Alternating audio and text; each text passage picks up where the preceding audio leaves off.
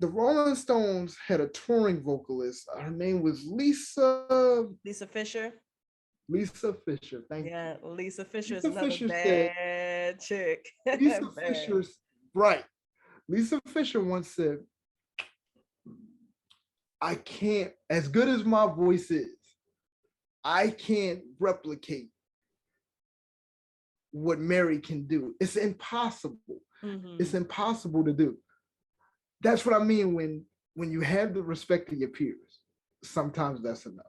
Mm-hmm. No, not true that. You know what I mean? Yeah. Like, do you want fame or do you want respect? Right. And Merry's name is respected everywhere I look in regards to her voice. Oh yeah. Oh yeah. Oh yeah. You know what I mean? Like, yeah. Just... It makes me think. So it's funny that you said that, because now that makes me think about the Dungeon family, and it makes me think about how you have beautiful transition. Oh, now it was a smooth transition. Yeah, beautiful transition. Well played. Well played. Thank you. You know, I know how to do this.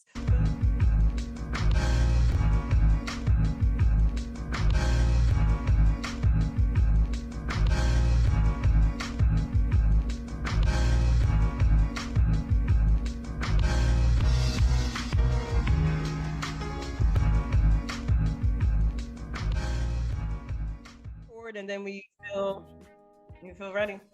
Okay, ready on the left, ready on the bottom. Yeah, ready, man, ready. Fire line is now clear. Can do. And we are back in the mix. We are the Suicide Squad of Sampling. I am your host. I've been officially dubbed behind the scenes. Y'all didn't see that though, but I've been dubbed the host. I'm your man, Mr. Nobody, the Can Do Kid, Shizz, and to my left, you're right, depending on which way you looking, which way you seeing, which way you being. We have singer, songwriter, producer to my left. What's up, y'all? It's Alexa Go here. Hey, and my man, our resident flamethrower fire spitter to the bottom, we have Azrael, Dicaprio. Raw Deal Squad Entertainment is in the building. Yeah, and if you don't know, now you know. We are the Suicide Squad of Sampling. Again, we are the Beat Connection. Mm-hmm. And hey, I don't know about y'all, but it's maybe so far in doing this little thing with y'all, and you know what I'm saying, I say little because we're going to continue to grow and build and get bigger and bigger. Mm-hmm. In doing research and homework for all of this, it's so far, it's been maybe about 2 artists, to include the person I'm about to say, that have literally given me chills, like touched my bones and my insides. And when I listened to this young woman, now older, like big mama, grandma, you know what I'm saying, do her thing on them vocals, like I literally like got chills. Mm-hmm. Mm-hmm. So all that being said, I'm gonna go ahead and let y'all get into it, but I'm gonna let y'all know who that young woman is in a second. Oh yeah. But I'm gonna go ahead and let my man get started, because I know he got a lot to say. Just like the South had a lot to say, and they still do have something to say. So Mr. Ree, go ahead and do your thing. First off, 1,000 salutes to Merry Clayton. Woo! Yes. That woman is amazing. Mm-hmm. Amazing, I tell you. Mm-hmm. And not just her voice. Her voice, her voice does give you chills. And for her to spend most of her career as a background vocalist, you know what? I was going to start with the Dungeon family. Call her Audible. Omaha. Thank you. If you don't know who Merry Clayton is, go listen to the Rolling Stones. Give Me Shelter. Oh no! Oh, best believe I was gonna touch it. Best believe. No. That's the rabbit hole I went down first. Oh my God. You mean to tell me the Rolling Stones just come into a studio? They're like, yo, we need a background vocalist. Like 2-3 a.m. in the morning. Shorty get the phone call. My bad. This queen gets the phone call, gets out of bed. And she's pregnant, by the way. Rollers still in her hair, like whatever. I'm here. What's up? And gives you the greatest rock song ever. Arguably, it's up there. Allegedly. You've heard "Give Me Shelter" so many times. So many. And I never knew who it was that was singing. Oh yeah. I've heard it on Casino. I've heard it 1,000 times. Right. I know the song without blinking. It's right. almost like second nature. Mm-hmm. So, again, I wanted to start with Dungeon Family, but based on that intro, I can't go to Dungeon Family yet. So, yes, she made a cover of Neil Young's Southern Man. Mm-hmm. Neil Young's Southern Man. I forget the year. Shizz, I'm sure you have it. You already know. Yeah, I know. So Neil Young writes a song as he's from Canada, but he's giving social commentary on Jim Crow era, how Black people are being treated in the South. Great song. The song is so great that Leonard Skinner is forced to reply on Sweet Home Alabama. Mm-hmm. Right. Which is funny to me, and I only bring that up for this. Because is that like is that like old timey like battle rap? You read my mind. That's exactly what I was about to say. They always talk about how it's us. I think it's funny that there are diss songs in classic rock and roll. Right. I digress. The song takes off, though. Neil Young's version. Hearing Mary's version, though,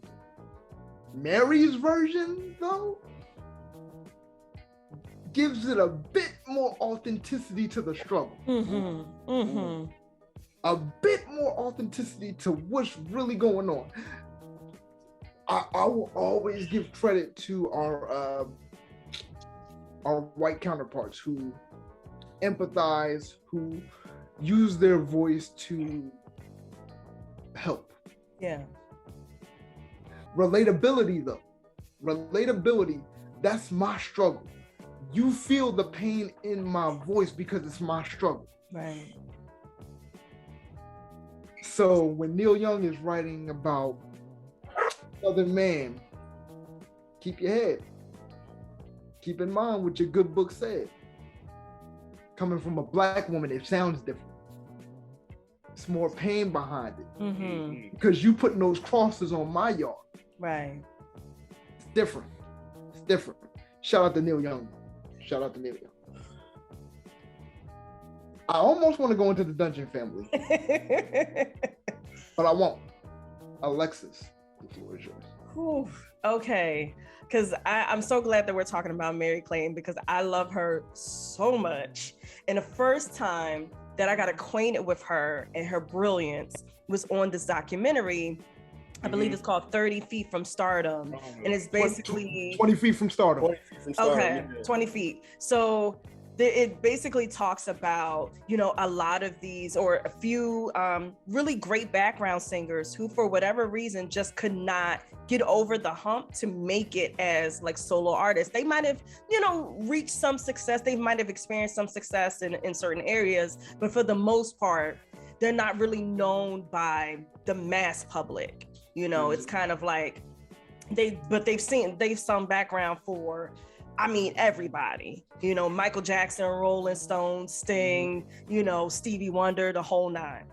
So Merry Clayton was one of those artists. And as you were talking about her, getting that phone call in the middle of the night, early in the morning, she was pregnant at that time too. She was. Yeah. And she ended up going into that booth and just being raw and natural as only you can be at 2-3 o'clock in the morning after you're trying to get some sleep. And you got this really raw, emotional, just natural vocal that ended up becoming a staple, for that song. And in her career, that wasn't her first backing vocal or supporting vocal. She started with Ray Charles as a background singer, with the Raelettes. Singing background for Ray Charles. And then she just continued on and started finding herself, you know, weaving, you know, throughout the industry and singing background for other people until she was able to make, you know, her own recordings. So now we're talking about Southern Man. And I watched a live performance of her doing it. And it wasn't lip syncing. It was her, like, her voice is so powerful, and it's so it almost is painful. Not painful in the sense like you can't hear it, but just like, she's from New Orleans. This is like a Southern girl, you know, and she's bringing that history. She's bringing that tension. She's bringing that conflict, that love, that blues. Like, you hear all of that, the soulfulness in her voice, and she's bringing that to this song. It's a soulful pain. Oh yeah. Took the words out took it out my head. Yeah, and I've listened to Neil Young's version. I listened to his version. I've listened to it live, and I listened to the recording. Don't do that. I know where you're going. Don't do that. I'll just say this. I prefer Merry Clayton.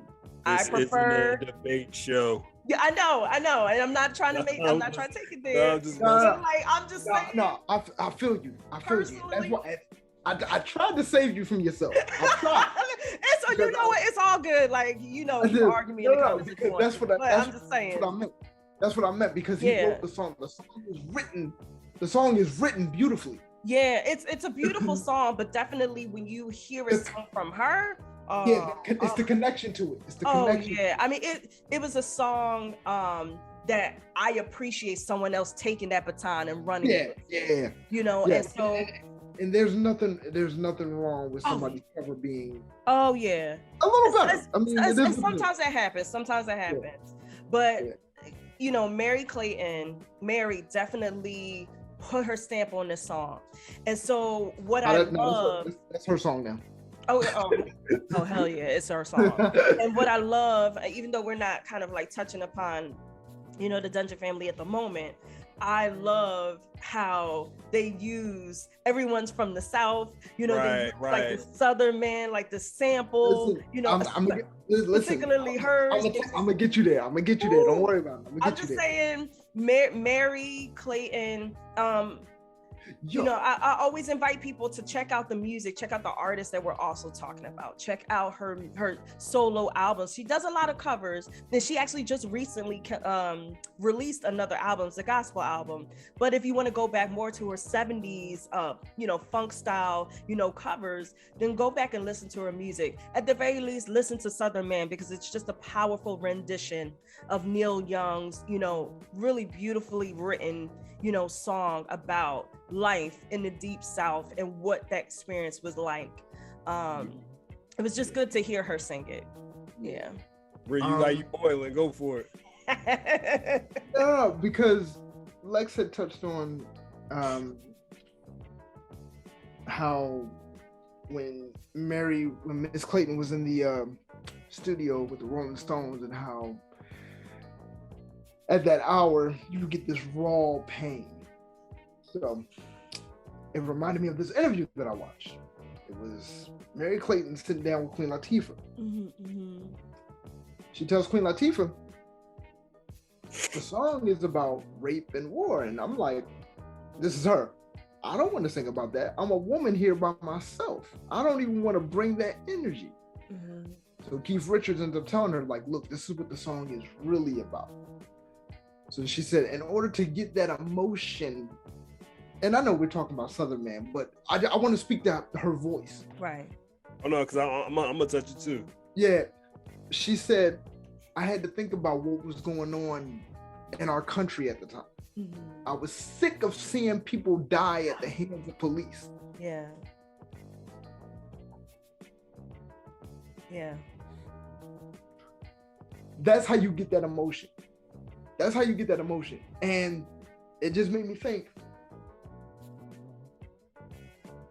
this ain't a political show. Yeah. But I was just telling a friend of mine, human behavior doesn't change. The times do. That's why so much music is still timeless. That's why you can listen to Southern Man and still be like, did they write that yesterday? Yeah. human behavior doesn't change, the times do. So we evolve, but the behavior patterns are very much the same. Right. But I just thought it was poignant that she said that she thought about what was going on around her at the time, and that's how you get that emotion. That's why when certain people sing, it's more than just the music. It's almost like they praying with you. Oh yeah. Oh yeah. Sometimes when you hear certain songs, it's like you can almost feel this, whoever the singer might be. Because this isn't specific to Mary right now. Sometimes you can just feel a person holding your hand through whatever it is you're going through. That's the power of music. Mm-hmm. That's the power of music. Mm-hmm. Yeah. Yeah. Okay, so I'm a two-step in here real quick. Oh yeah. To give my take, because initially when we were discussing this the other day, texting back and forth and all of that, I had so much excitement or still do have excitement, because I wanted to give my take on how I felt about a Miss Merry Clayton, because this is my first time one, hearing who she was, and then two, experience what she can do. Mm-hmm. And for the people out there, for all the young men and women, boys and girls, parents and old heads is out there, we are talking Miss Merry Clayton. She did her rendition of Southern Man, which was released off her self-titled album Merry Clayton, which was produced by Lou Adler, who's a pioneer in himself, which was released in 1971. The song, the individuals who utilized the said sound was artists by the name of Cool Breeze, featuring OutKast and the Goodie Mob, also known as the Dungeon Family, as a collective. The title of their track it's called Watch for the Hook, off of the I want to say East Point's Greatest Hits album. East Point's Greatest Hits. Right. And then the producer of said track is a collective called Organized Noize, which we would dig into in a second. And this track was released in 1998. So I have to do my due diligence real quick. I got to. Take your time. When I discovered and was introduced to Merry Clayton, and I listened to her sound, and again, I'm a Rolling Stones fan. I have Rolling Stones records in my house. I'm a fan of the Rolling Stones, and rightfully so. My two top Rolling Stones tracks are "Sympathy for the Devil" and "Give Me Shelter." So, listening to "Give Me Shelter," sometimes with music, you just listen to it and you listen to it and absorb it for what it is or whatever, but you really don't dig into it and dig into the stories of it. And that's why I'm always excited and happy that we do what we do. But when I tell you, I listen to Merry Clayton's background vocals, a cappella, with no music behind it, I literally shivered, and I think a tear came to my eye, because I was just like, why isn't she talked about more? Yeah. Why isn't she mentioned among some of the greatest vocalists out there? Because when I heard her a cappella vocals to that, and she has like this kind of like voice crack or voice break that just fits with her vocals. Oh yeah. And it was so crazy, because again, you can just hear the painful soul in these vocals. And when I mean she blew me away, she blew the Rolling Stones away. Mm-hmm. Yeah. But we all absorb stuff differently. When I heard that, I was just like, I couldn't stop listening to it. And then and I know, again, we're not talking about Give Me Shelter, but because that's like one of the most notable things that she's known for, and because of the capacity of what she did, I'm talking about, I listened to the track a million times. I watched her live performances doing it. Like, if you go on YouTube, shout out to YouTube for letting us do this, but if you go on YouTube and watch, it's like Merry Clayton, Give Me Shelter, the best version, And for like, it's like a 9-minute, 10-minute session or something, but she goes on with the intro and she builds up to it. And when her and what's his name, lead singer from the road, when they rock out, Keith Richards. Oh my God. No, listen. Yo. Let me tell you how much they love her. Fans might not know, and that's fine. Sometimes having the respect of your peers is enough. Oh, yeah. I watched a tribute performance to Merry Clayton from the Rolling Stones. Keith Richards was on stage singing her praises for how much her contribution meant to that record. Right. That record don't sound the same. That record doesn't sound the same without her. I promise. Sometimes you can't, because that's the thing with music, with the music business. Sometimes you feel like you can just plug anybody in, as long as the main star is there. You can't cut and paste soul music, and it's just as much.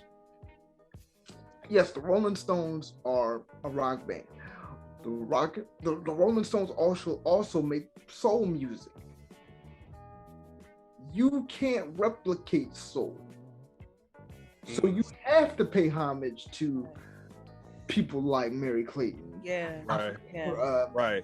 I forget the name of her mentor. She was in the 20 Feet Away from Stardom to, I'll find it in a second. It's in my notes. I just don't have it on me right now.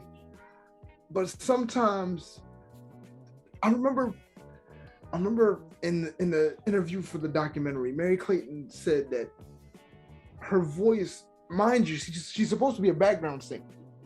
Her voice is so strong as she's singing, engineer and the producer are saying, hey, who's overpowering our artist?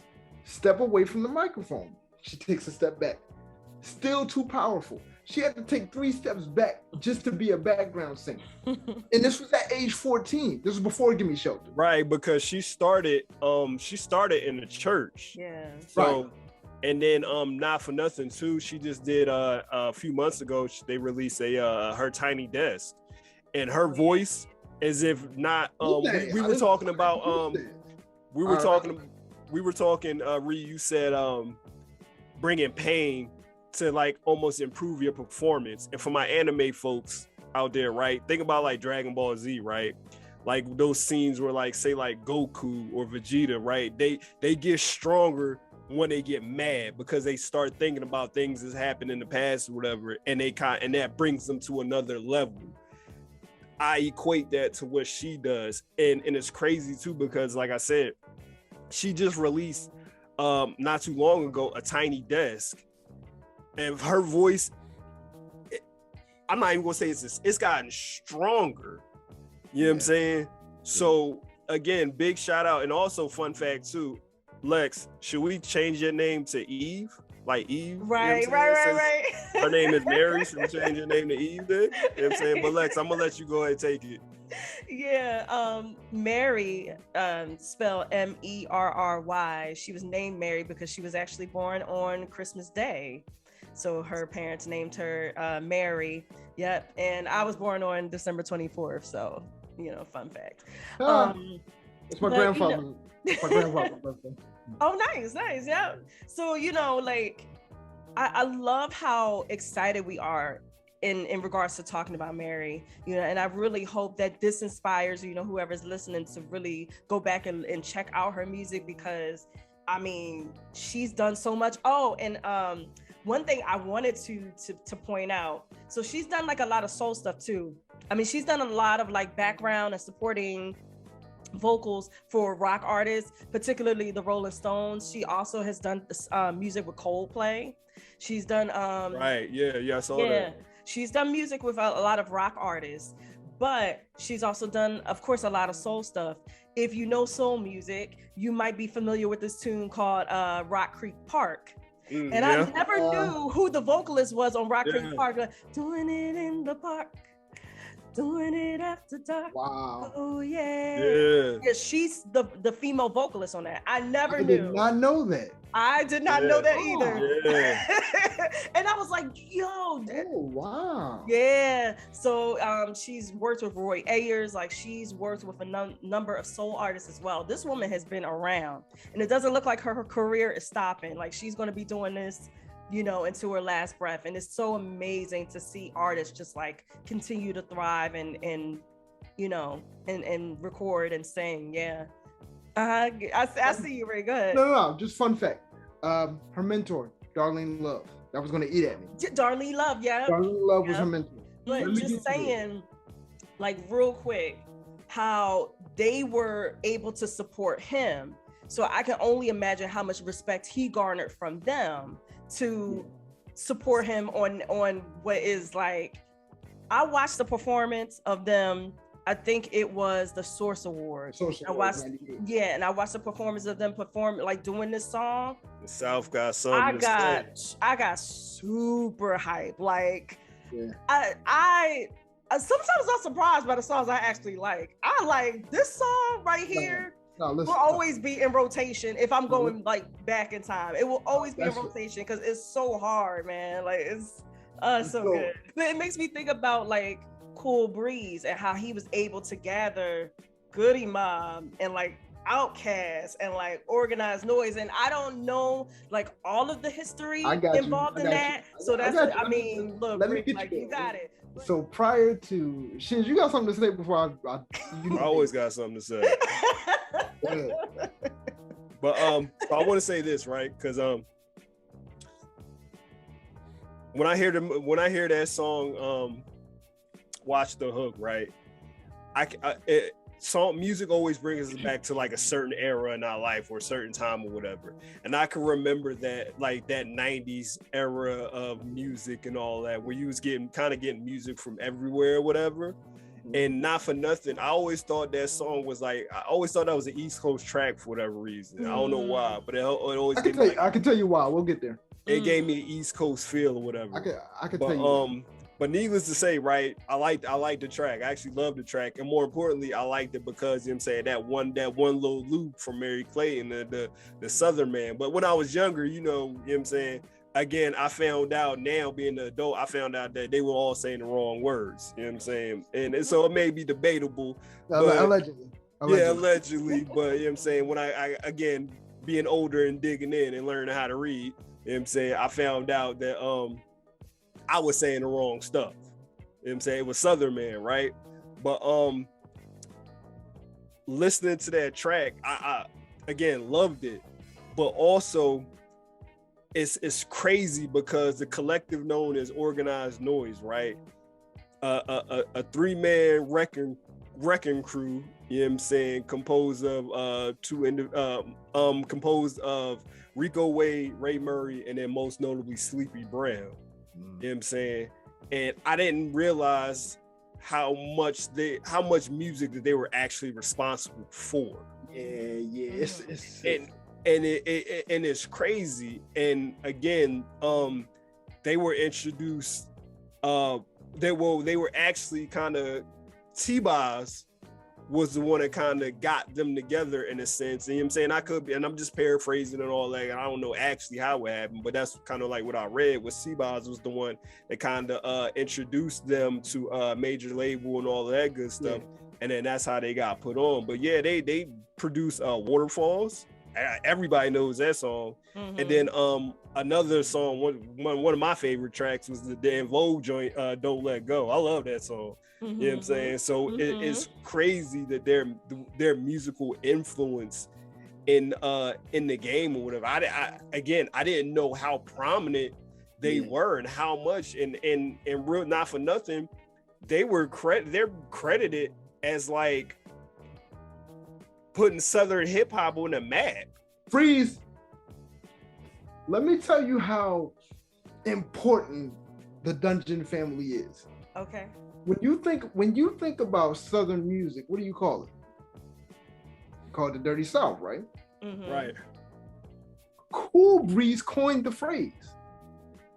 Cool Breeze is the first person to ever refer to the South as the Dirty South.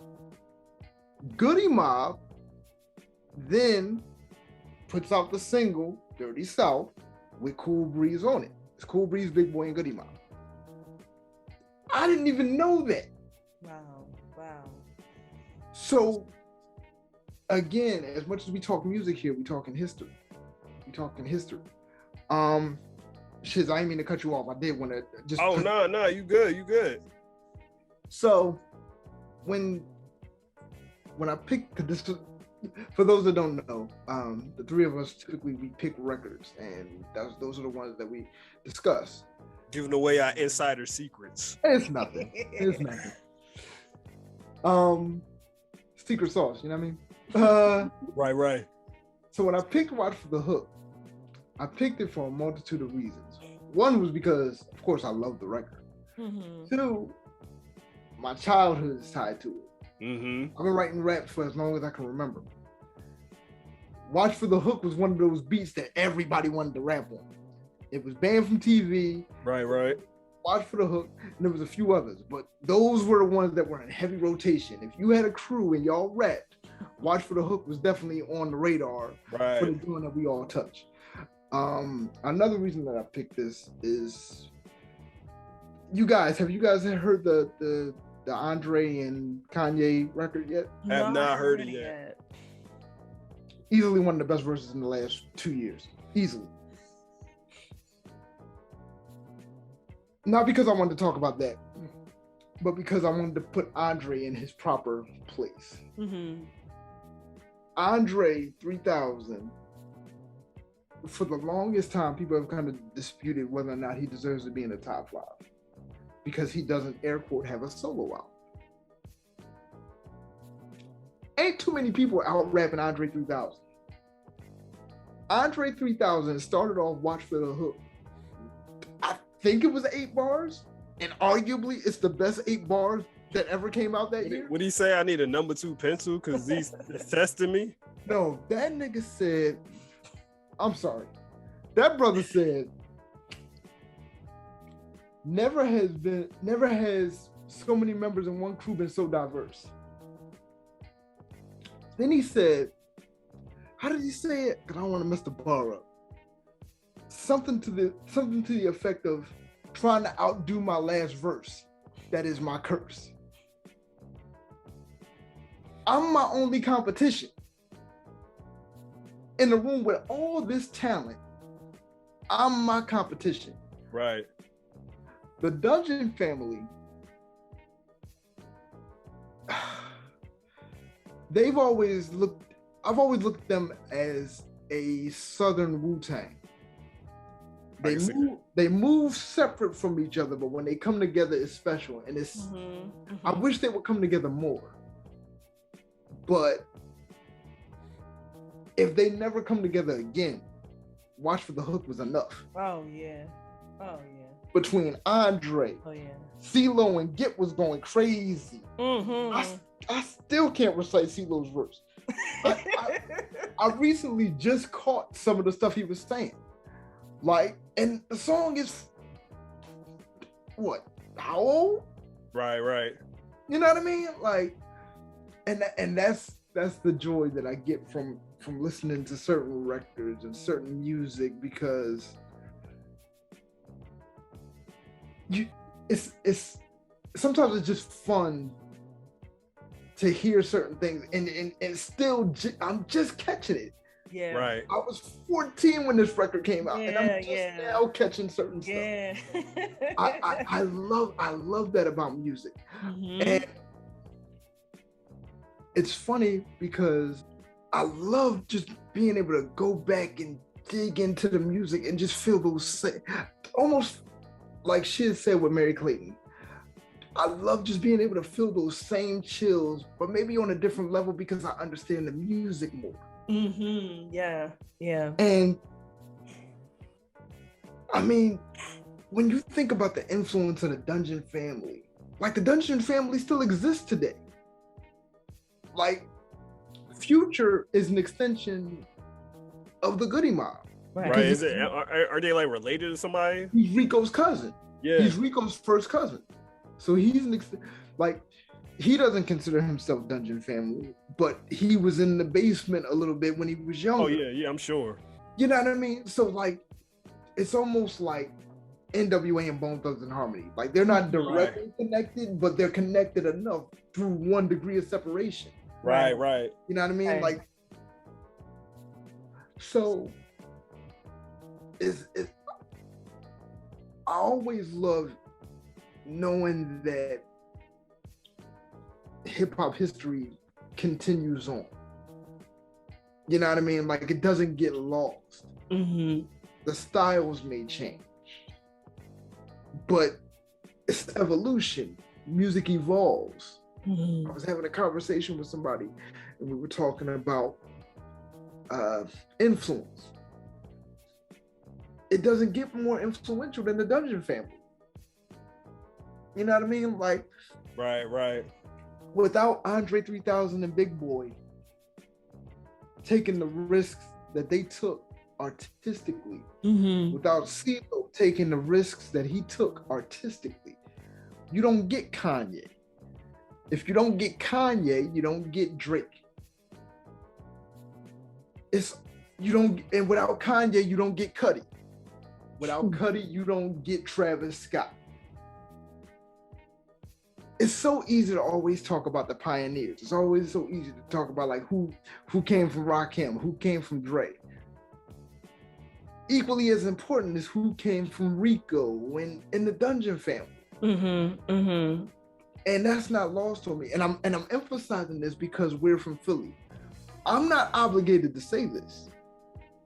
As a hip hop head, though, as a music enthusiast, I'm obliged to say this. Right. Wow. You know what I mean? Because I never liked the divide in regions or the divide in generations. Right. I just had a conversation with somebody today about like the divide in generation. But you see Andre and Big Boy and Gip and Cujo, you see their influence today. I'm a fan of Slim Calhoun, just to go ahead and throw that out there. I'm a fan of all of them. Young Bloods, all of them. All of them. The whole crew is nice. The whole crew is nice. And they all barred out. They all, that's kind of like the Southern version of Triumph. You remember when Triumph came out? Yeah. Yeah. And I say that because it's not too many Southern posse cuts where everybody just rapping. Right. No, you're right. Yeah, man. It's not like they collaborate a lot, but it ain't too many posse cuts where it's like, yo, I'ma bar your head off for the next. Like. Yeah. And if you don't mind. Go ahead.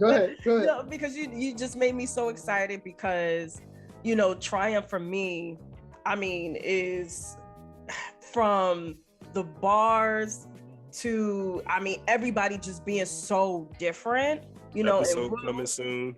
Yeah, please. To like the production. I mean, that's definitely one of my favorite tracks. Definitely. Like, so when you compare it to Triumph, I'm like, yo, that's exactly what it is. So listening to Watch for the Hook, it was like, I almost feel like this song is too short. They should have rapped longer. Yeah, it was short. Yes. Yeah. No, you're absolutely right. It is a short track. Oh my God. It's I'm mad I never got a part 2 for that. Yo, they went off. All of them. Every single person went off, and then you don't even get to the hook till the end of the song. Like, yo, it's funny you say that because that's what I thought. The hook is literally watch for the hook. Watch for the hook, right? Well, that also that and it's like a like watch for the hook kind of thing. Right. Like you taking me where I wanted to go. Right. Watch for the hook. You gotta watch for it because it'll come out of nowhere. Right. That hook came out of nowhere in the song. Like, I didn't know when the hook was gonna come on. I just assumed the song didn't have a hook until the hook came on. So look, it literally came out of nowhere. Yeah, but if you're thinking about it in reference to like the metaphor of like boxing, you know, for instance, I mean, you're pretty much like because a lot of people still and maybe not so much now, but like during that time, a lot of people was down in the South for what they were bringing. Like, you know, I mean, yeah, OutKast might have had like some shine, you know, Goodie Mob might have had some shine, but for the most part, we wasn't really looking to the South to bring anything too deep, you know, in terms of like hip hop. We weren't checking for the South like that. And that's why I'm glad you said that. That's why Cool Breeze referred to the South as the Dirty South. He said, I called it that because the East Coast and the West Coast kind of looked down on on us because of whatever. They almost looked at us like we were the dirty cousin. So that's where the phrase "Dirty South" kind of came from. That came out of Cool Breeze's mouth. Oh wow. And I'm only talking about a specific region of the South, because obviously, you know, you could talk about what was coming out of like Texas, you know, or, you know, even Miami during that time. I mean, you have the different portions of the South, just like, you know, the East and West Coast. But I say all that to say, even now when I hear that song, I still get hype. I don't know what it is. It's that production is so crazy. So for me, I want to know more about Organized Noize. I want to know more about their watch the documentary. Look, well, there's a documentary. Yeah, because So Rico and Sleepy and what's the other brother's name? Shizz. I got you. Ray Murray. So Ray, Sleepy, and they're still active today, like as a collective. Like Goodie Mob just put out a new album. I want to say last year, produced entirely by Organized Noize. Oh wow, okay.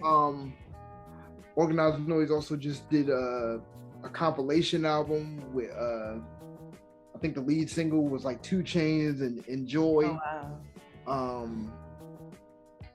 So they're still active, and Rico is probably the most active out of all three. Yeah, Rico made me excited when I was watching interviews. I watched a few interviews with him and like on Vlad TV. Well, you know, it was the whole all 3 of them.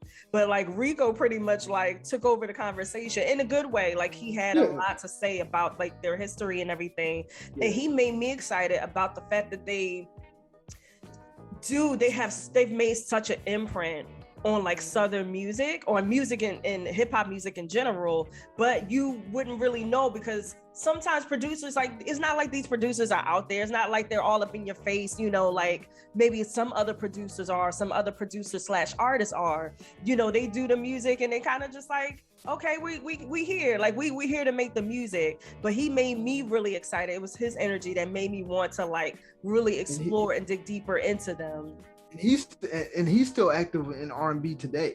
Like he does a lot of production for R&B artists today. Oh wow. Rico specifically. Wow. So again, like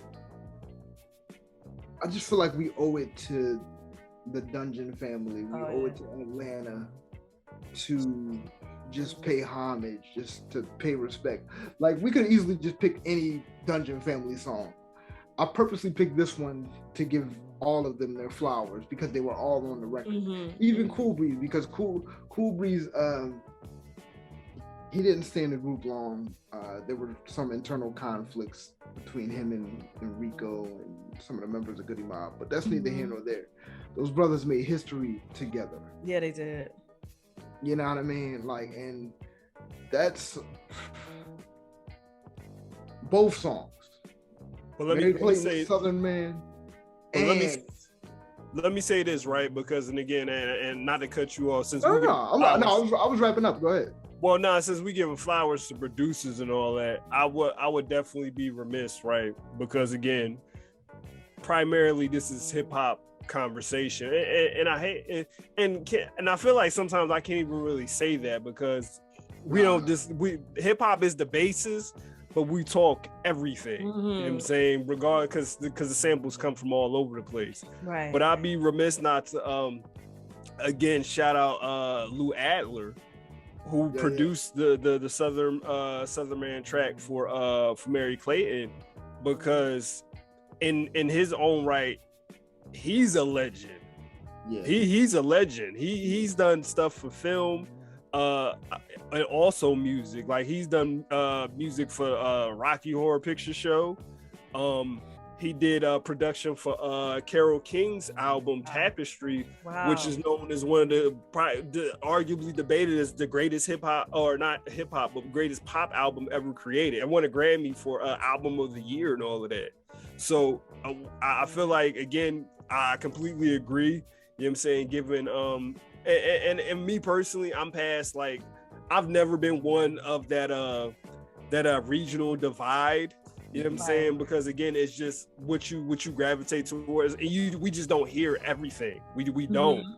Yeah. But I'll be hard pressed again to not give, you know what I'm saying, again, Organized Noize, respectfully give them all their flowers. But again, if we can't talk them without giving respect to Lou Adler, because if you dig into his history and his story, he is a problem. He is responsible for a lot of the destruction, respectfully, out there in the musical and the film world. Like, he is responsible for a lot of it.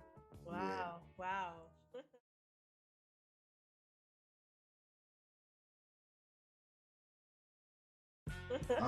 All right. Yeah, I feel like that's a great closing point. Like, I don't really have too much more to say.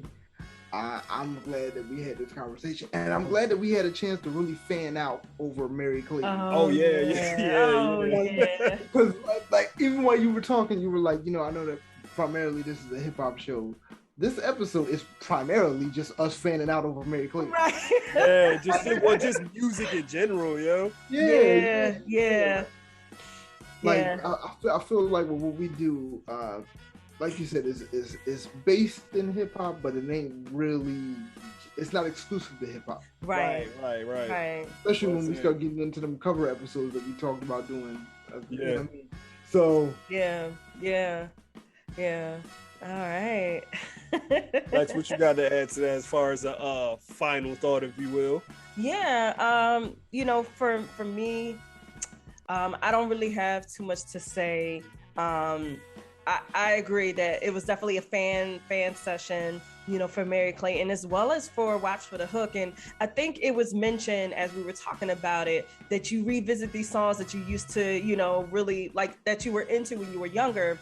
And now as we're older, we get to like hear it with like, more mature ears, more evolved ears. And I'm really like, and for me, that's one of the greatest parts about doing this, is like listening to these songs again and realizing like, these people are like super dope. Like, I might not have gotten like every single bar like when I was younger. I might not have really known the music that was sampled or who was producing or anything like that when I was younger. But now I'm like, yo, I mean, it's just some incredibly talented people out there. And it's just amazing what the South has given us, in terms of music. Being like that, it can be so divisive in terms of regions. It's amazing that we were able to get this music, and that, it still feels so fresh. Like, it still feels so fresh. It still feels like it's something that could have came out, like just within the last few years. I mean, it doesn't feel old to me. It feels like, timeless. Yeah. Yeah, man. It's definitely a classic track, man. Definitely a classic track. You got something? You got add to it. No, just to piggyback off what she said, because I love what she said about just kind of touching on the regional divide thing. What I was gonna say was, the divide never made sense to me anyway. Oh yeah. Because but here's why I say this. I'm gonna go in a different direction. If you look at our history, we all stem from the South because of what happened to our people. Mm-hmm. Brother, you moved up. Your people are still down there. Yeah. As much as we talk about sonic ancestry, your ancestry is what it is. Oh yeah. You shouldn't look down on your brother. Oh yeah. Or regional? No. Oh yeah. Andre 3000, Big Boy. Specifically Big Boy, because I'm sick of people putting Andre over Big Boy. Like, Big Boy ain't one of the nicest MCs to ever touch a mic ever. Right. Ever. Please put that in bold lettering. Big Boy is one of the nicest ever. That whole collective though, I'm not even going to single anybody out. That entire collective is amazing. And I thank those brothers. I thank Rico and Ray and Sleepy and LaFace for even believing in that collective. Right. Shout out to L.A. Reid and Kenny Babyface Edmonds for believing in it. When nobody else did. T-Boss. Yeah, Dallas Austin. Yeah. You know how many people gotta believe in you to create that moment? Oh yeah. Oh you know yeah. I mean? Yeah. And they gave this incredible record to Cool Breeze. They could have given that to anybody. Oh They yeah. could have given it to OutKast. They could have gave it to Goodie. Rico said, "No, that's Cool Breeze. That's Cool Breeze joint." And they'll always have that. That's how you move like a family, even when it's dissension afterwards. That's how you move like a family. And I'll always appreciate Goodie Mob and OutKast and Witchdoctor and Young Bloods for all doing that same thing. Oh yeah. All right. I think final thoughts for myself.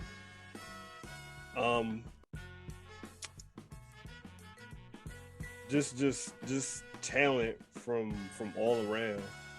Yeah. You know what I'm saying? Like, and I always thank y'all for like not just introducing me, but reintroducing me. Because when we picked this track and I put it on, I instantly knew what it was. As soon as I heard the music drop, all right, I knew what it was. And I got excited. And I was like, ooh, yeah. I remember this joint, right? You know what I'm saying? But then digging into Miss Merry Clayton, listening to her rendition of it, and again, greatness imitates greatness, right? We for the most part, that's what people do. They say imitation is the biggest form of flattery. So shout out to, again, like I always say, shout out to all parties involved on both sides, from the originals to the original sound, to Merry Clayton sampling the sound, to Organized Noize sampling the sound. Shout out to all parties involved. Oh yeah. So, with all that being said, Lex, you got something to say? All right, y'all. Make sure to like, share, subscribe. Make sure to comment. Let us know what songs and samples you want us to talk about in the next episode. Yeah, man, we're here to bring you some awesome music and just talk about the history of what we love. So if y'all down with us, definitely leave a comment and let us know what y'all want us to discuss next. And as always, stay tuned for the next episode. Can do. Ray murder. It's just a shot away. It's just a shot away. Murder. Woo, that woman, man. Ooh. Oh my God. Now, how you gonna watch? Now, how are we supposed to watch for the hook when she's singing like that? Chills. Yeah. Literal chills. Yeah. Peace, y'all.